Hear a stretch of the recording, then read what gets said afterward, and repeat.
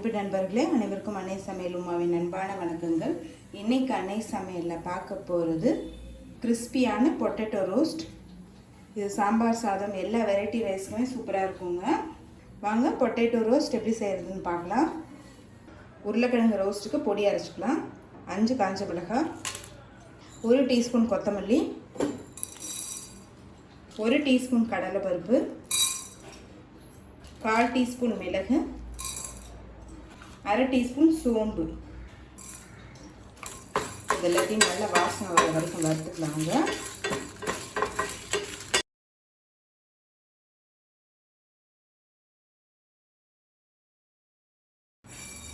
இப்போ இது நல்லா வறுத்தாச்சு. இப்போ இது மிக்சியில் தண்ணி சேர்க்காம பவுடர் மாதிரி அரைச்சிக்கலாம்.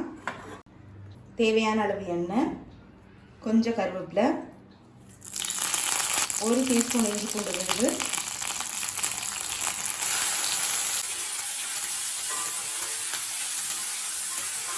இப்போ அடுத்தது உருளைக்கிழங்கு சேர்த்துக்கலாங்க.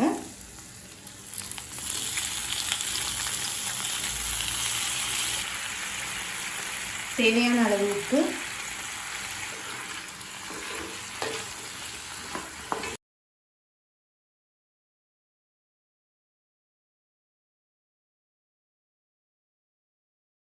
இதில் கொஞ்சமாக தண்ணி தெளிச்சுக்கலாங்க.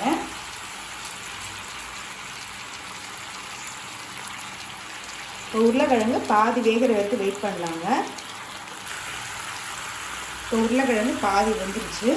நம்ம அரைச்சி வச்சுருக்க பொடியை இதில் சேர்த்துக்கலாங்க.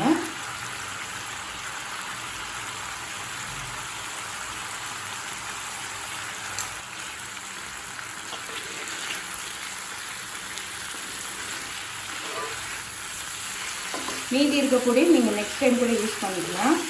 உருளைக்கிழங்கு எந்த அளவு தேவையோ அதுக்கு மட்டும் யூஸ் பண்ணிக்கோங்க.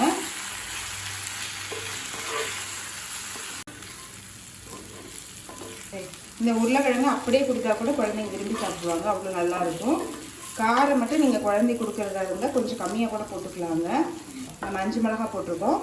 நீங்கள் விருப்பப்பட்டீங்கன்னா இன்னும் கொஞ்சம் கம்மியாக கூட போட்டுக்கலாம்.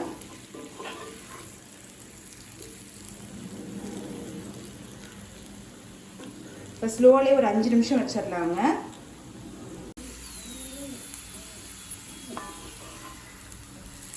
இப்போ 5 நிமிஷம் கழிச்சு பாருங்கள், உருளைக்கிழங்குக்குள்ளே எல்லா மசாலாவுமே போயிடுச்சு.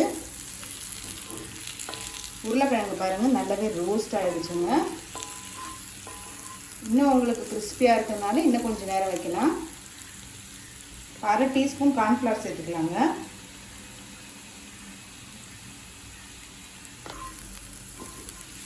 கார்ன்ஃப்ளவர் சேர்க்கறதுனால நல்ல கிறிஸ்பியாக வருங்க.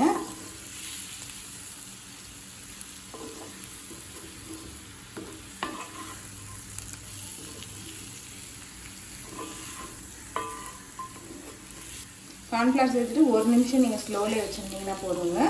அதுக்கு மேலே இருந்ததுன்னா உருளைக்கிழங்கு உடைய ஆரம்பிச்சிடும். இப்போ கார்ன்ஃப்ளவர் சேர்த்துட்டு 1 நிமிஷம் ஆகிடுச்சு. உருளைக்கிழங்கு ரோஸ்ட் ரெடி ஆகிடுச்சு. சர்வ் பண்ணிடலாம். இப்போ சுவையான உருளைக்கிழங்கு ரோஸ்ட் ரெடி ஆகிடுச்சு. ரெசிபியை ட்ரை பண்ணி பாருங்கள், கண்டிப்பாக உங்களுக்கே பிடிக்கும். ரெசிபி பிடிச்சிருந்ததுன்னா வீடியோவை லைக் பண்ணுங்கள், கமெண்ட் பண்ணுங்கள், ஷேர் பண்ணுங்கள். இது வரைக்கும் அன்னை சமையல் சேனலை சப்ஸ்கிரைப் பண்ணாதவங்க சப்ஸ்கிரைப் பண்ணுங்கள். தேங்க்யூ.